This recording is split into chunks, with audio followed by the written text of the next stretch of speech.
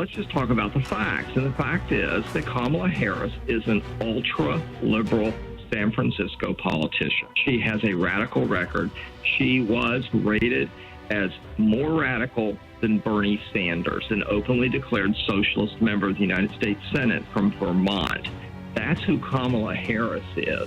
Brent Haynes is going to be on the show today at 14 past the hour because we need to get to know who this Kamala Harris is. She was voted the most liberal, extreme in Congress, in the Senate, before she became vice president. Her pro-abortion stance is very extreme. We'll be talking about that today at 14 past the hour. We'll put links to everything in the show notes for you over at thestationofthecross.com/ACT. By the way, my name is Joe McClane. I host a radio program called A Catholic Take, where we look at the world through a Catholic lens. I'd love for you to hang out with us. If you like it, give it a thumbs up and let us know what you think in the comments below. Attorney and Catholic freedom fighter Brent Haynes is on the team today. I'm glad you're here. Who is Kamala Harris? You know, just as an aside before we start, isn't it interesting that the Democrats' mantra about saving democracy really comes down to trying to stop their political opponent from winning a majority of the vote in the election? Right. You know, that's what it comes down to. You know, there are lawsuits to keep him off the ballot, the lawfare of questionable and sometimes just clearly wrong criminal prosecutions. All of their activity comes down to stopping people from voting for him. And then, of course, when they see that their leading candidate is clearly going to lose in the polls, he withdraws, not because of admitting that he has health problems, not because he's going to admit that he's not capable of doing the job, but essentially he's saying, I recognize and the political leaders of my party have convinced me that I can't win, or at least they're not going to support me because they think I can't win. So I'm going to withdraw. It's extraordinary. And so now we have Kamala Harris. So you ask who Kamala Harris is. Well, Joe, how much time do you have? Not enough in this segment to go through everything. So let's just try to hit the high points. You know, the short version is, and these are just undeniable facts, if people agree with these policy positions, fine, and let's have a policy debate on these issues. If you have moral questions about the moral implications of our positions, then fine, let's have a discussion about that. But in this segment, let's just talk about the facts. And the fact is that Kamala Harris is an ultra-liberal San Francisco politician. She has a radical record. She was, by one organization, GovTrack, rated as more radical than Bernie Sanders, or more liberal than Bernie Sanders. Remember, Bernie Sanders is an openly declared socialist member of the United States Senate from Vermont. That's who Kamala Harris is. And when you look at the position she takes, it's clear that she has earned that label. She supports, of course, she's the border czar. President Biden put her in charge of the border. She supports completely open borders. She supports abolishing ICE, Immigration and Customs Enforcement. She opposes putting more police on the streets to fight crime. She supported the bail fund to get violent criminals out of jail in 2020. During the 2020 riots. Remember that? She said the riots in 2020 were going to continue, and she essentially endorsed them. When you look at her statements on the issue of the riots, she all but came out and endorsed them. She opposes fossil fuels. She opposes offshore drilling. She opposes fracking. And do you remember back when Hillary Clinton was running for president and she was pushing the green energy climate agenda? And she was asked about what coal miners were going to do, and she said, well, we would teach them to code. Do you remember that? I do, well, yeah. Kamala Harris says the same thing. There's an interview with her saying that the answer for displaced energy workers is job training. She supports redefining dietary guidelines in the food pyramid so that we will reduce our consumption of red meat. She supports the confiscation of assault rifles in the guise of a mandatory buyback program. And have no doubt about it, Joe, a mandatory buyback program is a confiscation program. If you don't comply, then the government then has reason to, they have probable cause to come and take your firearms. She wants to abolish private health insurance. She wants socialized, completely government-controlled health care. She wants the government and the taxpayers to pay for that health care, and she wants everybody in the country, whether they're legal citizens or not, to get health care. So she wants open borders, and then people who come here immediately get free health care. She opposes school choice. She is completely in lockstep with the teachers' union. And, Joe, don't even ask about abortion. I mean, no limits on abortion. None. And she has made that the cause célèbre of her political activity, especially for the last 2 years and especially since Dobbs, because the Democrats have really been pressing that issue, of course. She went on 2 political tours. They give these tours themes and slogans now, almost like rock tours. She went on one in 2023 and one earlier this year in 2024 promoting abortion. And look, she opposes on foreign policy. She opposes Israel, the only democratic country in the Middle East, the only reliable ally the United States has in the Middle East. She gives comfort to terrorists such as Hamas. She is in line with essentially the pro-Hamas, anti-Israel element of her party that is just more and more showing itself, like the British Labour Party a few years ago, being not just anti-Israel but anti-Semitic. Now, if you are president of the United States, Joe, you have to engage in reasonable diplomacy. That includes trying to get along with and deal with governments you disagree with.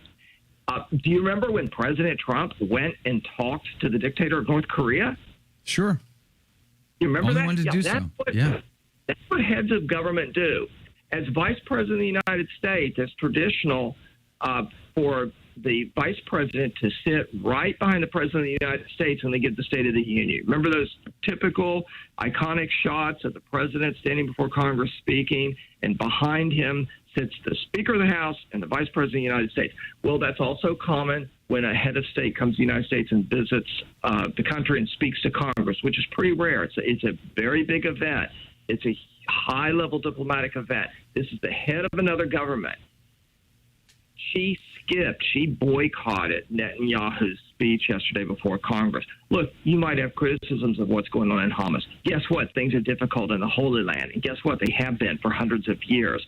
But you have to be able to get along with these people and speak to them and negotiate with them and deal with them. And you have to show respect for them, just like you want them to show respect for our head of government. And what did she do? She engaged in the childlike, college, high school antic of boycotting the head of government who was speaking to the United States Congress when she is the vice president and the presumptive nominee to be the next head of government for one of our 2 major political parties. Brent, let's not forget what she did when she was in California still with David Daleiden and Sandra Merritt. Joe, we could spend an entire hour talking about her attacks on religious liberty. She initiated the case against David Daleiden. She initiated the case against the pro-life centers where the California government was trying to force pro-life pregnancy centers to give what they would call a disclaimer, but was essentially compelled speech. And then when she went to the United States Senate, Becerra, the next attorney general, inherited that case. So the name of that case at the level of the United States Supreme Court doesn't have Kamala Harris's case on it. What happens is when the attorney general changes position, or the politician who's involved in the case changes position, you have a new government official, that government official's name goes on the case. So her name went off the case, and Becerra's name went on the case. And fortunately, we won that. But she is adamantly opposed to religious liberty in the name of 2 issues. One, abortion, because she is just an abortion absolutist. And 2, she's opposed to religious liberty on the grounds of sexual equality, marriage equality, trans equality. That's the way she would put it. And she supported compelling Hobby Lobby and other private businesses She supported compelling them to acquiesce to Obamacare and to take away their right to have a religious-based exemption to certain health care mandates, such as providing abortion. She supports the Equality Act, which is equality for everybody except people with conservative religious beliefs. She is just an unrepentant radical on these issues. She does not protect religious liberty. She does not believe in freedom of conscience. She promotes a mandated orthodoxy to enforce people to support abortion with their tax dollars, to support abortion through their health care, to support abortion with tax dollars in health care. She gets her socialized medicine. She does not support religious liberty. Joe, we could go on and on. Let me play this clip for you real quick before we run out of time, because last night President Biden said the border crossings are lower in his administration than previous administration. And Kamala Harris is basically saying the borders are secure. The border is secure. We're going to have 2 million people cross this border for the first time ever. You're confident this border is secure? We have a secure border in that is a priority for any nation, including ours and our. Who believes this stuff? That's my question. Does the left believe what they're saying? I'll tell you who believes this, Joe. Most people get their information directly or indirectly from the mainstream media. And it really is shocking the extent to which the media will simply engage in what is just an absolute falsehood. So already, the media is coming out and just going from one side of the issue to the other. They are now denying that Kamala Harris was in charge of the border. So last night, I look at the TV screen, looking at a particular news channel, and they put up a screenshot from Axios, a liberal news site and commentary site, where it had the headline of President Biden appointing Kamala Harris to be in charge of the border. And then they showed the recent headline from just the last few days of how conservatives and Republicans are falsely accusing Kamala Harris of having been the border czar. I mean, they're just caught red-handed in their own lies. There are articles on that already. Remember, I pointed out that GovTrack said that Kamala Harris is the most radical U.S. senator or the most liberal U.S. senator. GovTrack went back and altered their information on their websites, but that information has been archived and other people pulled it up and documented it. The propaganda blitz is already on. They're already going back and changing their websites, Joe, and they're just reporting things that are contradictory to what they've already reported. The spin machine is on full power. It seems crazy to me. Hey, Brent Haynes, thanks for your insight today. We're going to link to the articles that we've been talking about today and the clips in the show notes over at thestationofthecross.com/ACT. Revisionist history in real time, happening right before our eyes. Did you like that video? It's okay. You can admit it. It's perfectly fine. Hey, we cover the big stories of our day, from inside the church to outside the church to all points in between, and we do it from a Catholic perspective. It's called A Catholic Take. It's a radio program Monday through Friday. We live stream it right here on this channel, by the way, so make sure to subscribe, like, and share. We would be very grateful to you. And don't forget, you're going to want to watch this video right here because you don't want to miss anything.